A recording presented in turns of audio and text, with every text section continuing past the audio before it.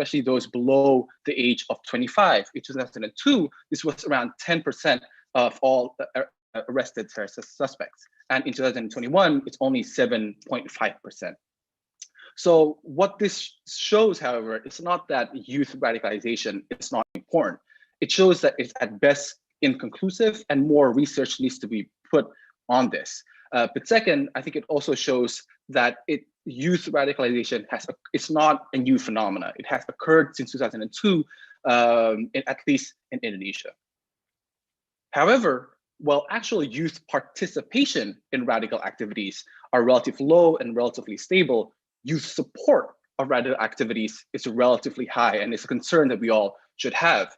A survey by Clarke in 2011 found that around 48.9% of high school students in 5 cities and districts in Java are actually willing to use violence for religion.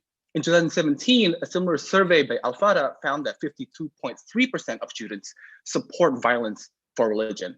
Concerningly, around 14.2% of their surveys, of their target of their surveys actually support bombings in the name of religion. So I want to pause here for a bit to show that there's actually a big gap between the amount of youth support towards radical activities and the amount of actual youth participation in radical activities. And I think here it's important to note that support for radical behaviors does not inherently lead to participation in radical behaviors. And I think this is where it is important for all of us to pay attention, that youth themselves are resilient. I think it was Horgan and Borum that stated that cognitive radicalization does not necessarily correlate with behavioral radicalization. Just because you support a terrorist behavior, for example, doesn't necessarily mean you will actually do them. A more recent study in 2019 by Suyanto Siri and Sugi Hartati actually showed that some of these university students who said they were willing to support radical behaviors were what they call pseudo-radicals.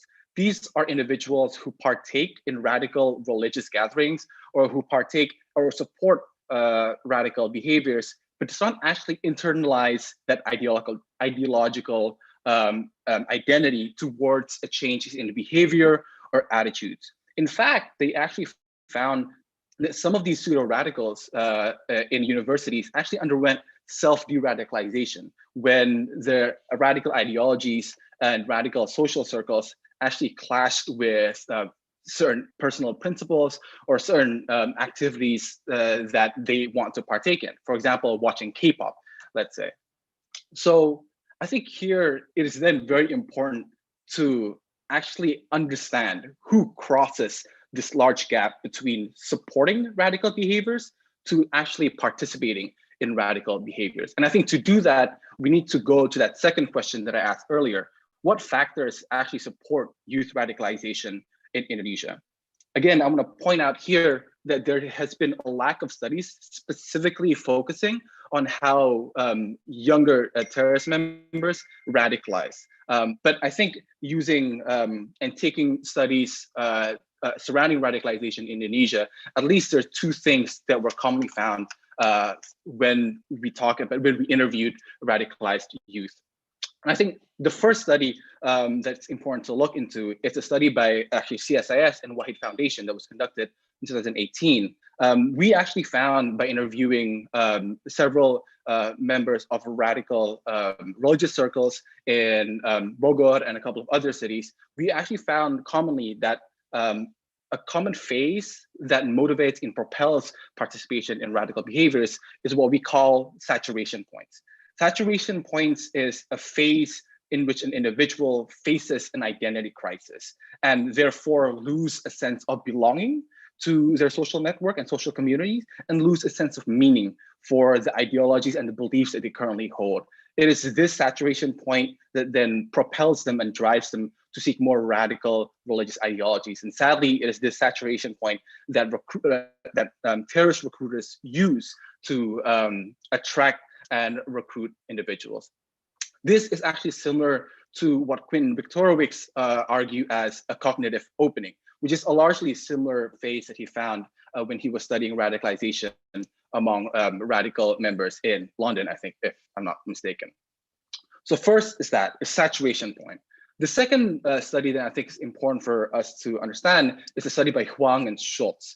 They interviewed around 106 Indonesians who joined militant groups between the mid-80s until 2014, and they found that in all major entry points into militant groups, social bonds is a significant factor. Now, social bonds is defined as the effective relation between individuals, and in this case, between recruits and a member of that terrorist organizations. They found that social bonds themselves is important to bind these individuals and vet these recruits as they undergo the radicalization process. Interestingly, they also found that social bonds is an important factor even in online radicalization. So even if individuals found or met a terrorist organization through Telegram, for example, social bonds is still important to fully convince them to participate in it, or it's important to ensure that the group trusts this recruit enough to then vet them and involve them in these activities. So those two things, I think, are the common drivers, at least from existing studies. I think here I want to provide two, I think, very poignant quotations from a study by Suyanto, Siri, and Sugihartati that I mentioned earlier, and the study by Huang and Schultz. On the left here is, I think, an interview quote from a student in one of the universities in Indonesia. And here it is shown that this individual realized that they were participating in an extremist group. But the reason why they stayed isn't necessarily because of the ideology per se, but because they will feel bad if they did not attend because they had received some scholarship and other assistance from the individuals they have come to realize as friends. I think on the right, there's a similar issue where Huang and Schultz shown an interview excerpt from a member of the Jemaah Islamiyah, and as shown here, this individual at least partly radicalized simply because their father told them they would like to die as a martyr. Now, I'm not trying to argue here that radical ideology is not important. I think that it's not the only aspect that matters. I think, as shown here, social bonds are important in making sure the individuals are still bound to the group as they undergo and slowly support that radical ideology. So having said that, I think it goes to that last question. What actionable policies can be pursued to minimize radicalization among Indonesian youth? And I want to talk very briefly on three things. One, I think Indonesia should fund and incentivize more public research, specifically targeting risk of radicalization among Indonesian youth. And I think this kind of research needs to go beyond survey reports to understand the process of such radicalization, to understand how individuals move from supporting radical behaviors to actually participating in radical behaviors. The second thing is for Indonesia to develop and coordinate very localized youth counter-radicalization programs. And I think here Indonesia needs to pay attention specifically to involve youth and tap into the currently decentralized wealth of experience multiple NGOs have in de-radicalization efforts.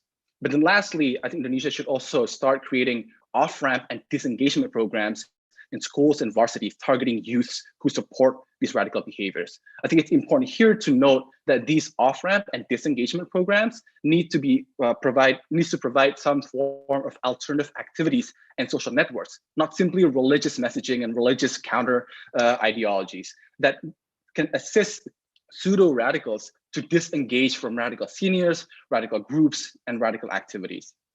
So as a last note, I think the positive thing for this is that most of this is currently already outlined in Indonesia's National Action Plan for Countering Extremism. So that's great. But the concern now is in its implementation, because the devil is always in the implementation. And I think this is what many observers are paying attention to. Indonesia has a great plan moving forward to involve youth, to coordinate between NGOs, to create off-ramps. But the question is, how will that be implemented? And hopefully it's something that we should all pay attention to and it will all go well. So that's all for me. Thank you so much. I apologize if I go over my time. Thank you. Thank you so much, Mr. Satria, for that insightful presentation. Before I move on, I would like to highlight important points in Mr. Satria's talk in contextualizing the risk of Indonesian youth's participation in terrorist activities. As he mentioned, Indonesia needs to focus on doing three things in minimizing radicalization, especially in youth. First, to fund and incentivize more public research that specifically targeting risk of radicalization radicalization among Indonesian youth, and also to develop and coordinate localized youth counter-radicalization programs to decrease youth support for radical behaviors, and also to create an off-ramp and disengagement program in schools and universities targeting youth who support radical behaviors. And of course, as he mentioned, that the concern is always in the implementation. And so before I invite our second panelist, I would like again to remind the participants who joined in the webinar today that you can submit questions in the Q&A box during the presentations. You also have the ability to upvote someone else's question if you want it asked. And later on, after all three panelists finish their presentation, you can also raise your virtual hands to ask the question directly to our panelists. And we also have both interpreter for Indonesian and English. You can choose the audio with the globe icon in your bottom window of Zoom. All right, now we move on to our second panelist, Ms. Dwi Rubiyanti Kholifah. She is Indonesia Country Director for the Asian Muslim Action Network, or AMAN, with a focus on the role of women in peace building and interfaith cooperation. Born and raised in Indonesia, she assists young Muslim scholars conducting research on Muslims responding to modernity and globalization. She is active in writing articles regarding women's issues, minority rights, and the role of women in peace building in journals and online and offline media. She has authored several books, including Contesting Discourse on Sexuality and Sexual Subjectivity Among Single Muslim Women in Pesantren, and co-authored The Future of Feminisms, Confronting Fundamentalism, Conflict, and Neoliberalism.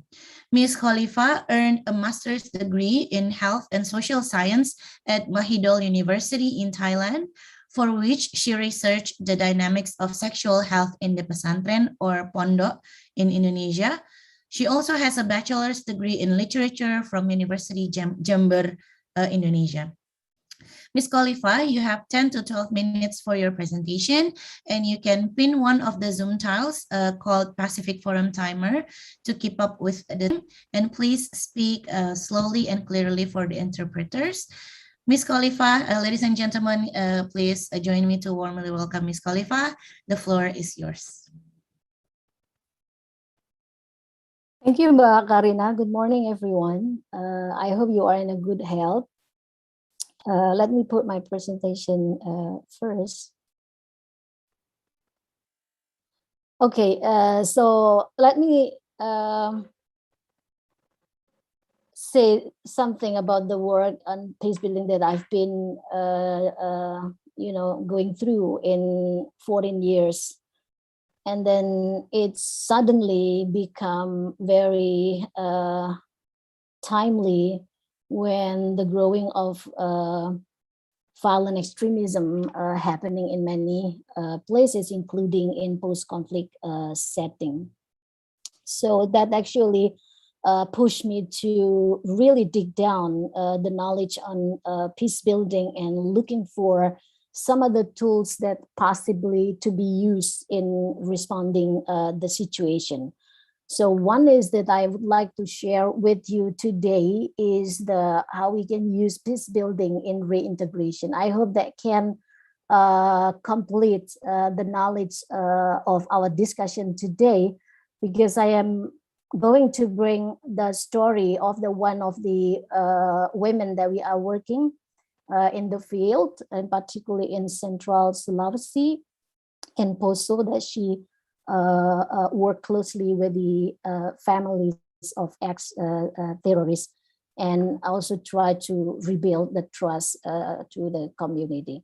So I hope from that we can find some lesson in answering how we can build resilience to the youth, the radical family, or the ex-terrorist family. That's another story when we talk about resilience in the big context. So I want to start by sharing the story of Novi. So after a week of field assistant Shahida, a wife of ex-terrorist, sorry if it is too sensitive to call, but I just want to make our audience clear, stepped out from her house to water vegetable in poly bags that she received from Novi, the women that I said, field facilitator in helping reintegration. During her visit to some families, she found that mostly women stay inside the house, literally inside the house. Even they don't ever open the door and then still remain inside the house. The belief on women have to stay at home, or the belief on the obedience of husband is obedience to God, were strongly held by them. She started the activity of planting chili and vegetable in poly bags. She referred to Novi. So Novi invited local mothers and wife of the ex. Only few came out and joined the activity. The rest resisted and remained staying inside the growing. Novi distributed to all families of the ex, in particular who are resisted to the program, and put at the veranda and asked them to take care, giving water and fertilizer to the pot. And then surprisingly, that many wives finally open herself and then step out from the house and take care of vegetable. Novi continue to initiate ginger project by inviting all local women and the wives to Molimbu, is the traditional party for eating together in the village, and discuss the program. Both groups are helping each other in planting process of planting ginger, but at the same time also producing some pro ginger. And Novi engaged all children in a literacy program while she actually assisting the wife. The idea is to create exchange room for those children, not only the children exclusively to family of the ex-terrorists, but the children from the village itself need to be also treated. And during drawing activity, boys of the ex-family mostly draw gun, and then girls mostly draw hijab or mother activity. They mostly want to be like their parents. With the local leader, on the other hand, with the local leader, Novi also initiated the farmer group and appointed the newcomer, the ex, as the leader. And the newcomer raising chickens, and that keep them busy all the time. In 3 years of the working in the field, the interaction are growing among mothers in Ginger Project, both group. Literacy program has more singing, dancing, and outdoor activities, and more newcomers raising chickens to prevent them from re-engagement with the old group or the radical group. So what we can actually learn from the story, I would like to start is building. I want to share the values and the principle that Novi actually share to the entire of the community.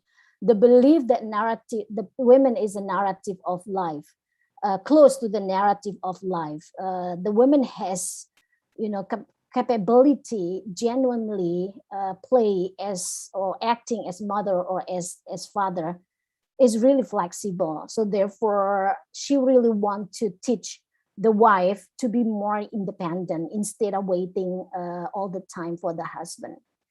The other value that very important is respecting diversities, because the family of the ex-terrorists mostly believe on the homogeneous group.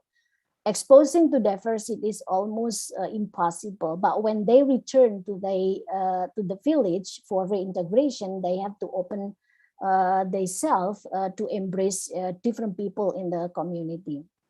Other principle that are very important from the work is actually long-term work of transforming the relationship and social dynamic that cause violence into constructive cooperation. So there are a lot of moments that actually created by the field facilitator to create a potential role for the newcomer, the ex, to be engaged with the community.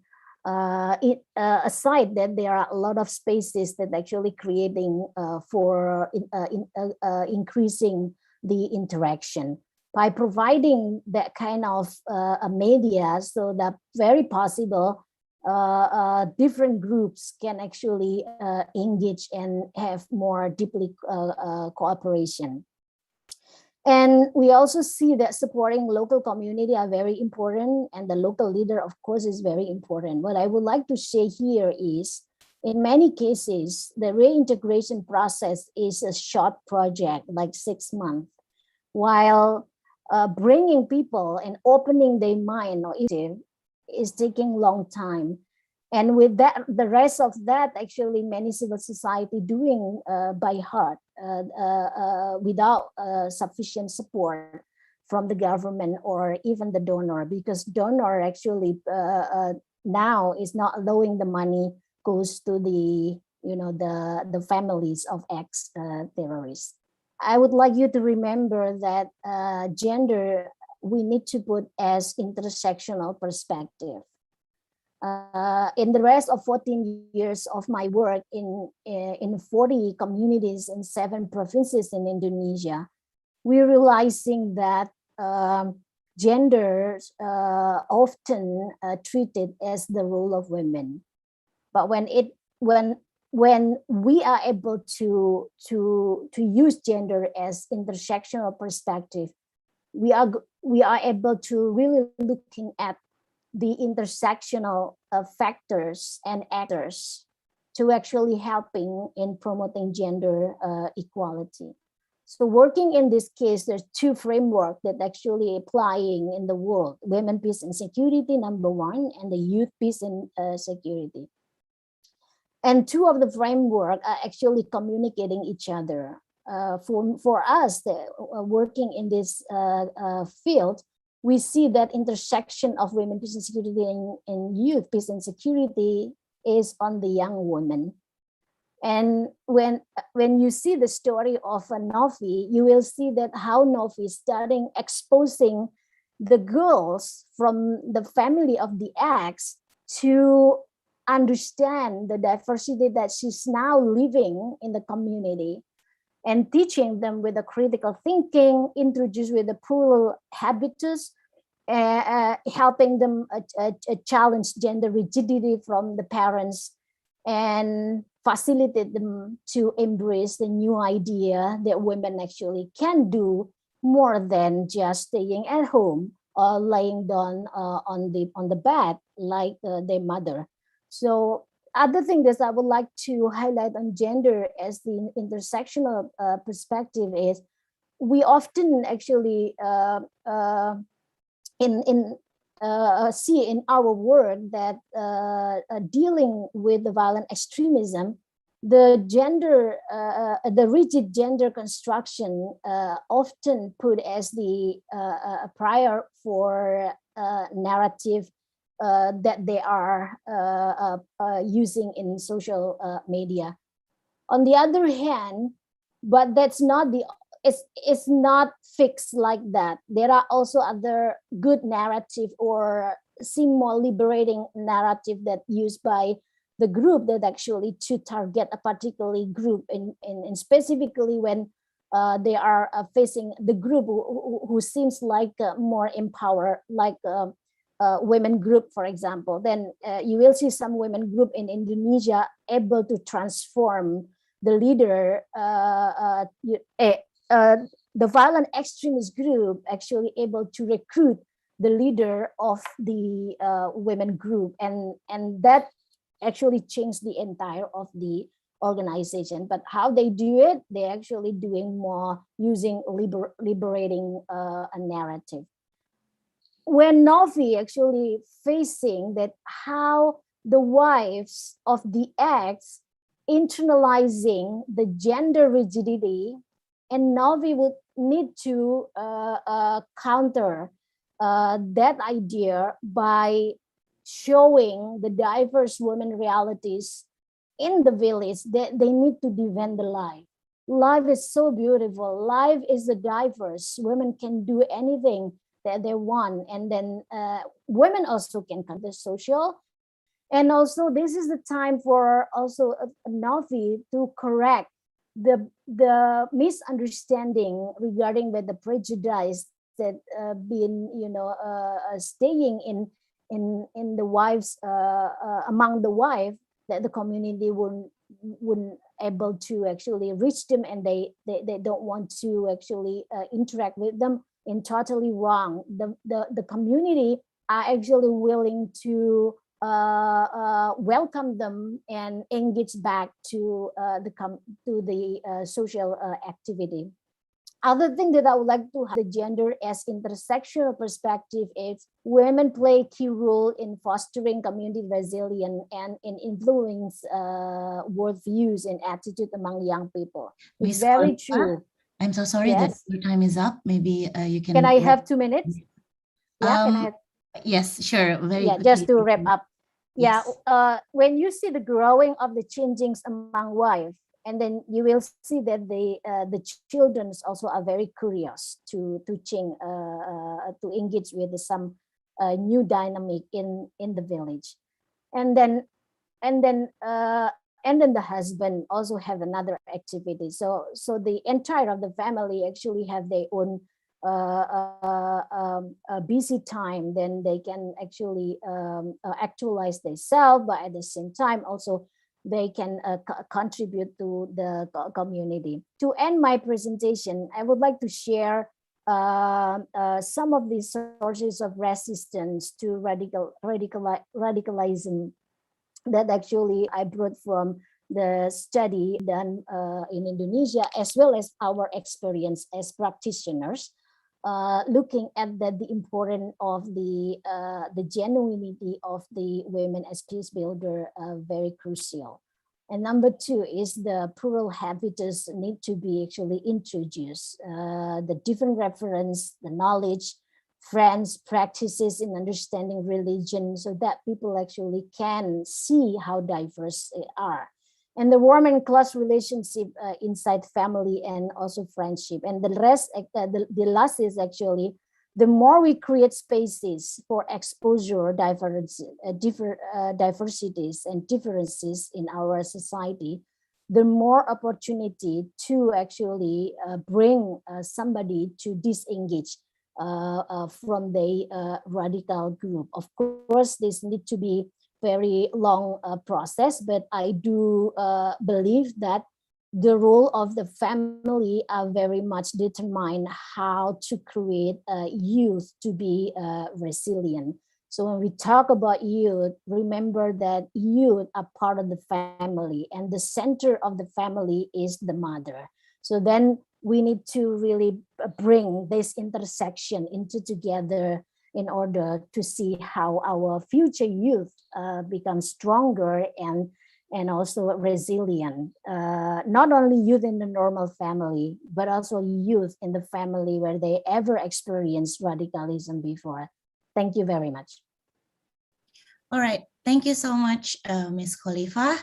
And before I move on, I would like to also highlight important points in Ms. Kholifah's presentation. But older kids, 10, 12, teenagers, they were, because they're perceived as being self-sufficient and able to bear, many were playing video games, and some knowingly and others unknowingly imbibing vast amounts of terrorist propaganda. And I think it's very difficult to understand the impact of that. We likely won't see the effects of that until years in the future. There's a lag effect often, I think, between events and action, unfortunately. And the US is wholly unprepared to deal with that, has not thought much about the threat. And in the United States, we have a complete double standard when it comes to terrorism. If someone is a Muslim, it is, it's deemed a major emergency. But when it's a white person engaged in a shooting, the reaction is often to talk about mental health or a number of other issues. And there's a real reluctance to use the phrase terrorism when it's the same exact action. It's politically and ideologically motivated violence. It's no different. Once travel bans are dropped and restrictions are lifted, we're likely going to see more extremists traveling to meet up with one another, to vet each other, to forge bonds. and to network. And Ms. Dina Baker made some of these points in her opening remarks. And lastly, and this is something that concerns me very much, as we open back up, we're likely to see a plethora of so-called soft targets present themselves, with people returning to normal activities like ball games, like concerts, farmers markets, street carnivals, etc. So all those people that have been cooped up inside their house for the last year and a half, imbibing disinformation and terrorist propaganda, some dealing with some very genuine mental health struggles. And in the United States, a country where people, I say, the line I've been using is they're angry, they're anxious, and they're well armed. And that's a toxic and quite a lethal combination. Thank you for the opportunity to offer remarks today, and I look forward to engaging in question and answer. Thank you. Thank you so much, Dr. Colin Clarke. There are several points that are very important that has been highlighted by Dr. Colin Clarke. One of the points is that what is currently lacking from the leaders of the world is the political will to fight and counter violence extremism, and that we need to understand that whether we pay the relatively small price now or pay a huge price later, and especially understanding that it is humanitarian issues and a counterterrorism issue. Okay, so we already have several questions here, but before I read the question and Q&A box, since we have a very limited time, maybe if there's any participant wants to ask question directly to the panelist, you can raise hand now, and then the host will unmute and ask you to turn on your camera. Is there any question from the participants to directly to the panelist? I guess not. All right, if there's no participants that want to ask the question through raise hand feature, I would move on directly to the Q&A box. So we have about 12 questions already here, both in Indonesian and English. First, I would like to invite, so this question is for Mr. Alif Satria. It's coming from YouTube. So with the declining number of youth participating in violent extremism in Indonesia, does this mean that the government has been successful in its intervention? Mr. Satria, what do you think? Thank you so much. I'll try to answer this as quick as I can to get more questions in. But I think that truly depends on what numbers you are using to measure the metric of success, right?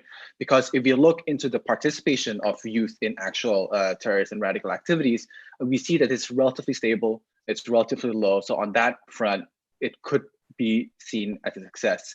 Although, to be quite fair, I think there's still more research that needs to be done to actually validate these numbers. A longitudinal study is still needed.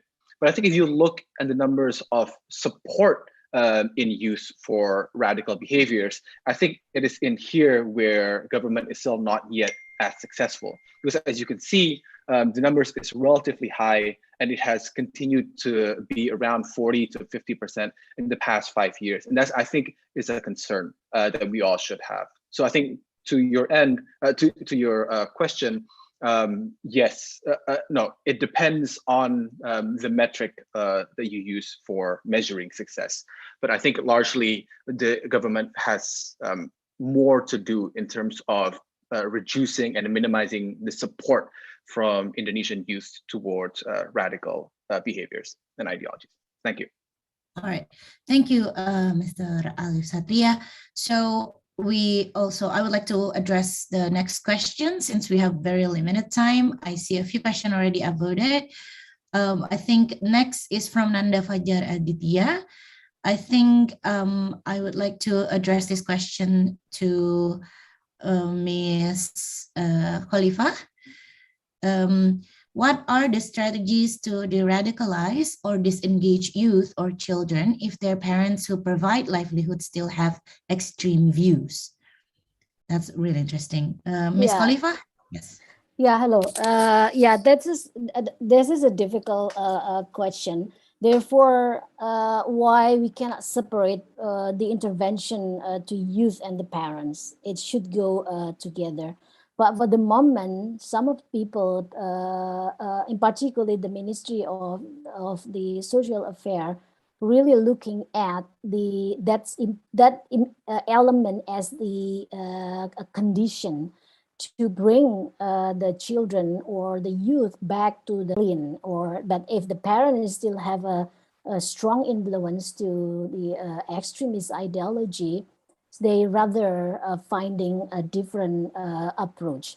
Recently, the working group on women and PCVE in collaboration with Fatayat Nahdlatul Ulama, the wing organization of the Nahdlatul Ulama, in Indonesia, discussing about the potential of the Islamic boarding school as the a home for reintegration, de-radicalization, rehabilitation, and reintegration for the children. I think in that discussion, we found that why the Islamic boarding school are more ready, because they are not just a single entity. They are actually the ecosystem. They are in the community. In particular, they have a specific treatment on how to rehabilitation, but at the same time, they also have a supportive community that can provide positive medium for the children to go process of understanding more diverse people, and including learning more progressive interpretation of the religious text, but at the same time also finding adopted parents to always be ready in helping them if they need some help. So with that proposal, I feel that the Islamic boarding school is much more ready comparing to putting the children only in isolated situation, or in even rehabilitation center, because they're more healthy for them. But of course, need to get the political support, yes, and also not only just the moral support, but I think financially support is also need to be there if we would like to actually expand the role of the Islamic boarding school, including in tackling or helping rehabilitation and reintegration in the future. All right. Thank you, Ms. Kholifah, for that answer. And I see that one of the attendees is raising hand, Mr. Tom Connolly. We would like to invite you to deliver your question directly to the panelists, please. Go ahead. Fantastic. Thank you. Firstly, I'd like to thank all of the speakers for your presentations. They've been really interesting. My question is directed towards both Colin, Clarke, and any of our Indonesian counterparts. I find these sessions are particularly useful in drawing out any sort of actionable recommendations or sort of an exchange of best practices between individuals, governments, civil society groups. I'd like to ask Colin Clarke firstly what he thinks sort of the two most important takeaways are from the Biden administration's National Action Plan for countering domestic terrorism. Is going to be both what you think should be included that isn't, or what is included and it is really well targeted.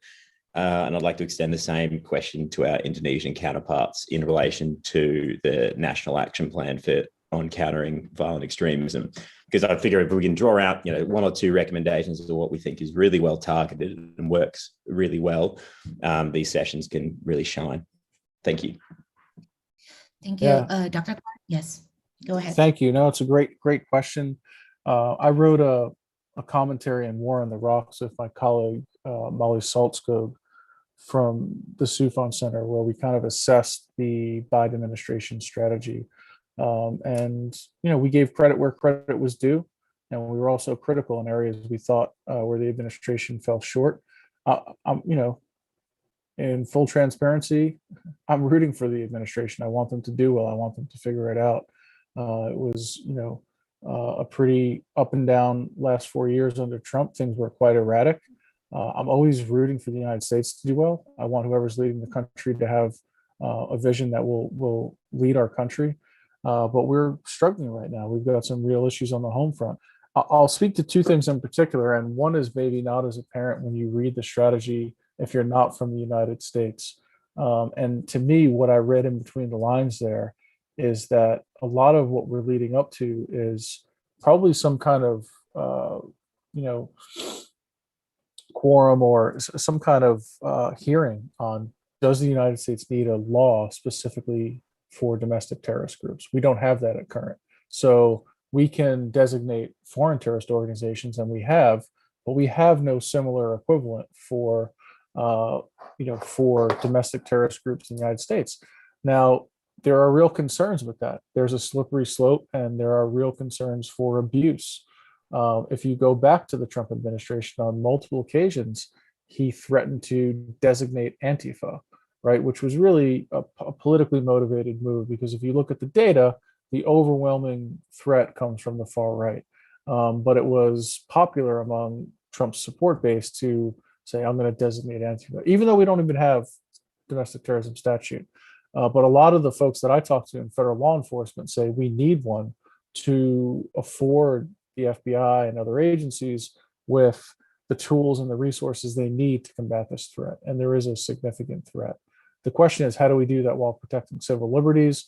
We saw that with the global war on terrorism. We saw Muslim communities in the United States unfairly targeted, harassed, intimidated, and mistreated.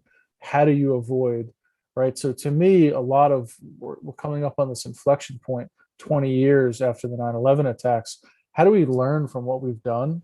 How do we keep the good and discard the bad? Because we made a lot of mistakes over these last 2 decades. How do we shed that, jettison that, but keep the important stuff like cooperation with our international partners, right? Intelligence sharing and analysis. The other piece that I think, we're all very stumped on is, how do you deal with these militias?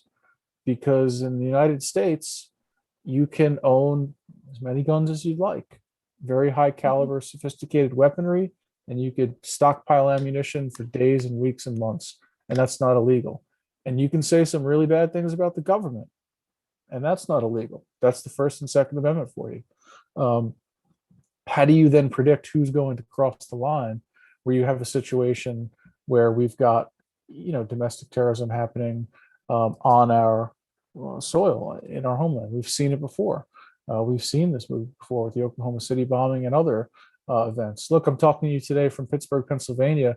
I lived down the street from the Tree of Life Synagogue when that synagogue was attacked. I was in my house that same day writing about Somalia and Yemen and all the things that happened out there. This is terrorism happening down the street from where I live. So we've got a reckoning in the United States that we've got to deal with. It goes back to what I spoke to earlier, which is a lack of political will, which is crippling our political system right now. Every issue is looked at through a partisan lens, and that's unfortunate because we get very little accomplished. And so I'm rooting for the Biden administration. It's a Herculean task, and I think there are some real opportunities, but I think there are some real challenges as well. And I'll be there, potentially even on Capitol Hill testifying if I'm asked to, about my opinion and looking at some of our research, some of our data, some of our empirical evidence that should be informing the analysis that drives the response to the threat. Sorry, I apologize if that was long-winded. I'm a recovering college professor, so I still have that tendency. Yeah. So is there Mr. Alif Satria or Ms. Kholifah would like to also maybe address the same question, but in relation to Indonesia's plan on countering violent extremism? Maybe Mr. Satria, yes. Sure. I'd like to address three things really quickly. What I think is good from the plan, what I think is still needs to be of work from the plan and what I think is controversial and needs to be paid attention to from the plan. One, the good thing I think about the Indonesia's national action plan to preventing extremism is the fact that they involve a lot of local and grassroots actors. They are at least planning to involve more people in designing counter-radicalization aspects and de-radicalization programs, including local NGOs, local governments, and like prison guards and all individuals who should have been involved from the beginning. So that I think is great. A controversial thing I think from the National Action Plan is the reintroduction of what the plan calls community policing, and this has a very not necessarily. Yeah, it has a very controversial history, especially in Indonesia, referring back to community policing in the era of Suharto. But again, I think this is important to pay attention to. I do agree, and I understand that in some other countries, such as London and England, for example, in the UK, community policing has actually helped in some ways to prevent radicalization and create an early warning system to provide off-ramps to potential radicalized youth. But I think the last thing that I think still needs to be worked on from the National Action Plan is I think it still focuses very heavily on providing religious counter-radicalization. And I think we need to start to broaden and understand the fact that a radicalization process is not just about the ideology. It's also about the process of understanding and internalizing the ideology. And that involves a lot of things, such as social bonds, as I said earlier, was important. It's about preventing the individuals from getting to a saturation point by providing them meaningful activities, for example. So I think this is something that the National Action Plan can still expand towards, non-religious disengagement and counter-radicalization efforts. Thank you. Thank you, Mr. Alif. Yes. Yes. Can I add a little bit? Sure. Yeah. Two things that I would like to highlight on our national action plan. Number one is, aside what Ali mentioned already, I think that is the proven that civic space in Indonesia is still workable. Our commitment to democracy and good governance should reflect to the way how government open the civic space. And the National Action Plan has those elements wider comparing to other regulation product related with violent extremism or terrorism in Indonesia. So that is important for bringing or mobilizing the all actors from non-traditional security sector to really active engage in the process of planning, implementation, and also the monitoring and evaluation. As civil society, they're working closely now with the local government in localizing national action plan. What we learn is actually this is the time that the local government feel that they are going to have authority to actually handle some of the parts in intervention relating with PCVE in Indonesia.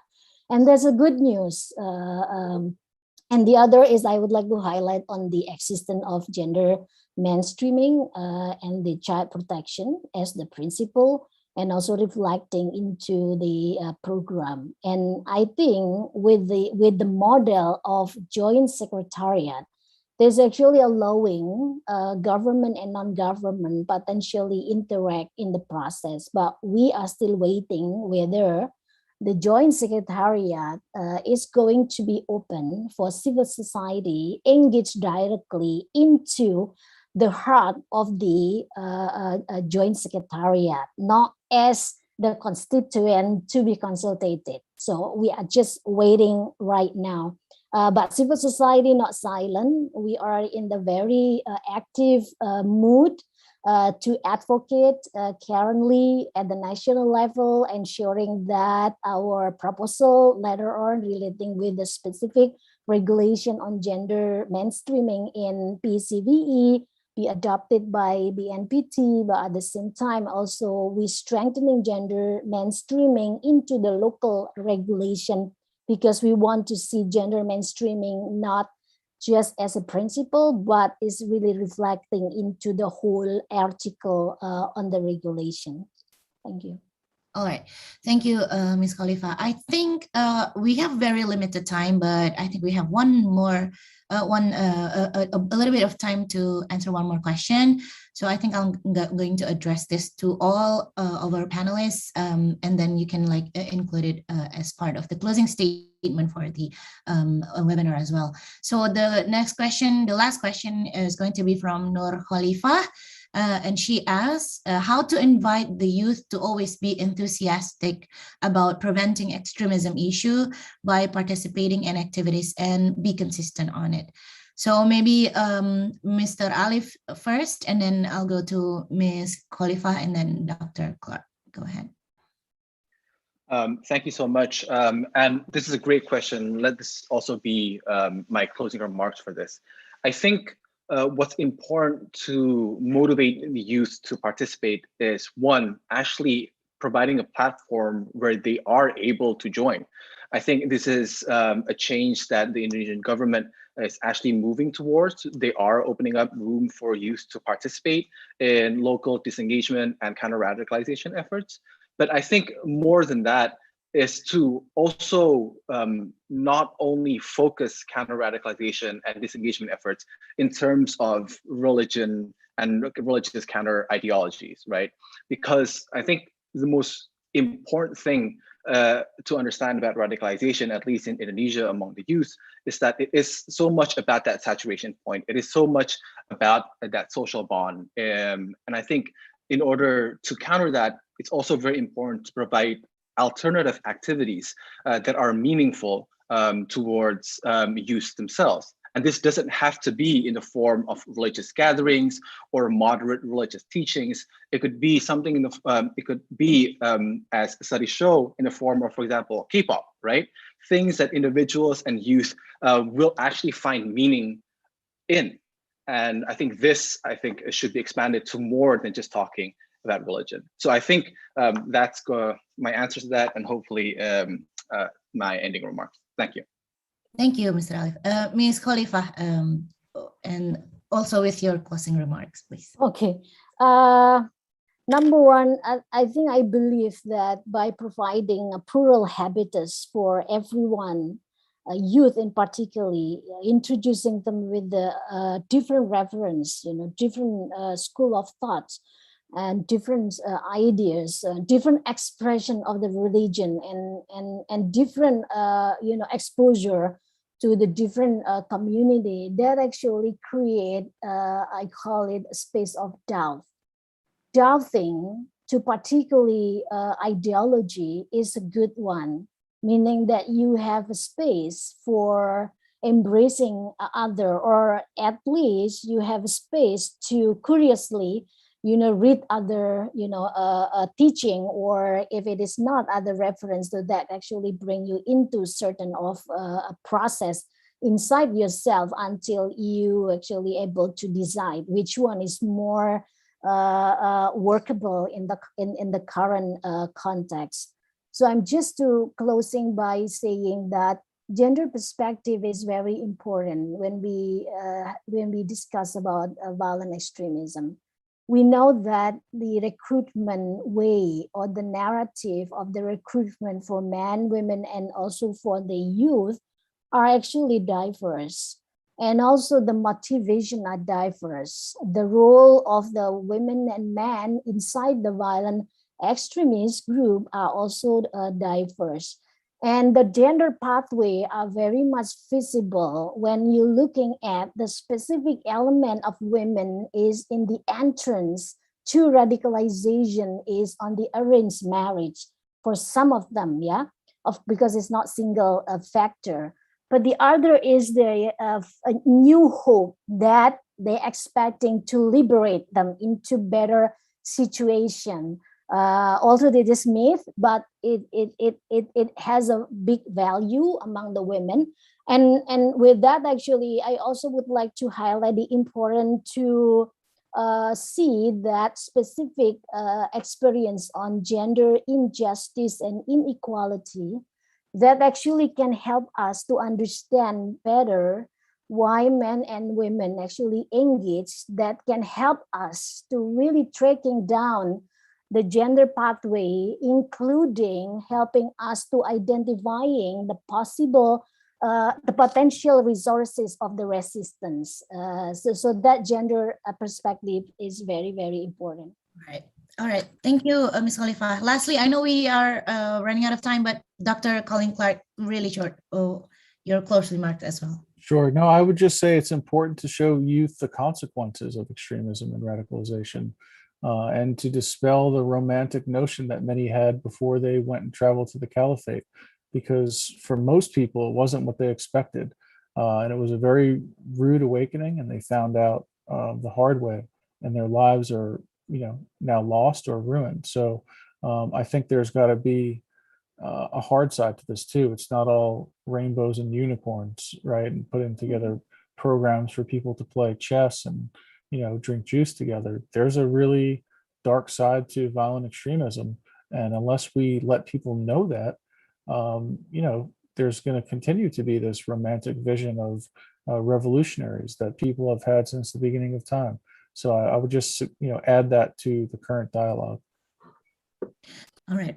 Thank you so much, Dr. Clarke. Thank you so much, all the panelists. Unfortunately, our time is very limited, so we cannot answer all the questions delivered.